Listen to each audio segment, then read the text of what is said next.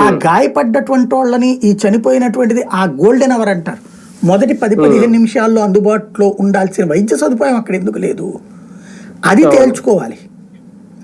లోపం ఎక్కడుంది అన్నటువంటిది ఇప్పుడు ఇక పరిష్కారం ఉంటుంది అనుకుంటా. దీని ఇంపాక్ట్ రేపు పొద్దున కుంభమేళాలో కూడా జాగ్రత్త పడతారు, శబరిమలలో కూడా జాగ్రత్త పడతారు, దేశవ్యాప్తంగా జాగ్రత్త పడతారు. అవును, కానీ టిటిడి చైర్మన్ కంటే ముందే ఈవో వచ్చారు సార్. అప్పుడు మనం లడ్డు విషయాన్ని మాట్లాడడం, తర్వాత ఈయన వచ్చారు.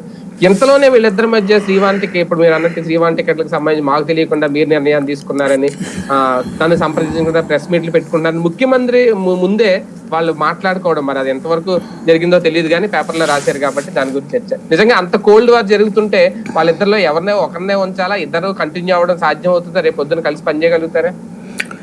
ఒకటి, వాళ్ళు వయసులో పెద్దోళ్ళు, జాగ్రత్తగా ఆలోచించుకుంటే ఇద్దరు చేయొచ్చు, పరిష్కరించుకోవచ్చు. ఎందుకంటే నేను చాలా మందిని చూశాను. ఇదివరకు కరుణాకర్ రెడ్డి రమణాచారికి మధ్యన కమ్యూనికేషన్ గ్యాప్ ఉండేది, తర్వాత ధర్మారెడ్డికి సుబ్బారెడ్డికి ఉండేది, కానీ కలిసి పని చేసుకున్నారు వాళ్ళు. పైగా వీళ్ళిద్దరూ చంద్రబాబు గారికి అత్యంత ఇష్టమైన ముగ్గురు కూడా అందరికి ముగ్గురు ఇష్టలే.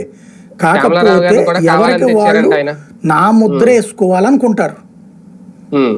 ఒక్కటే గుర్తుపెట్టుకోవాలి, నేను చాలా క్లియర్గా చెప్తున్నా, వాళ్ళ మీద నాకు ఎవరి మీద వ్యతిరేకత లేదు. నేను అబ్జర్వ్ చేసిన దాని ప్రకారం మనం చంద్రబాబు గారిని మెప్పిద్దాము, లేకపోతే ఇంకొకళ్ళని మెప్పిద్దాము, మీడియాని మెప్పిద్దాము అని అనొద్దు. నిజమైన చిత్తశుద్ధితో భక్తుడి సేవలోనే మమేకం అవ్వండి.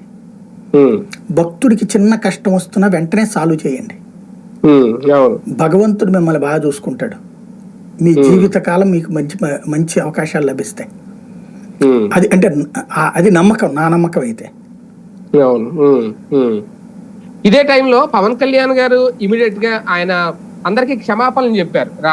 రావడంతో ఆయన రావడం, అక్కడ స్విమ్స్ కి వెళ్ళడం, మాట్లాడడం, ఇదంతా మిగిలిన వాళ్ళతో పోలిస్తే, అంటే మామూలుగా దీని మీద ఒక చైర్మన్ ఇమీడియట్ గా స్పందిస్తారా, లేదంటే సీఎం స్పందిస్తారా, ఈఓ స్పందిస్తారా అనుకుంటే ఈయన బాధ్యతగా క్షమాపణలు చెప్పడం ఒక రెస్పాన్సిబిలిటీగా ఫీల్ అయ్యారు. ఈయనే కొన్ని పాయింట్లు కూడా రేజ్ చేస్తున్నారు, అధికారులు తప్పిదం. ఆయన ఈఓ గురించి కూడా మాట్లాడారు, డిప్యూటీ ఈఓ గురించి కూడా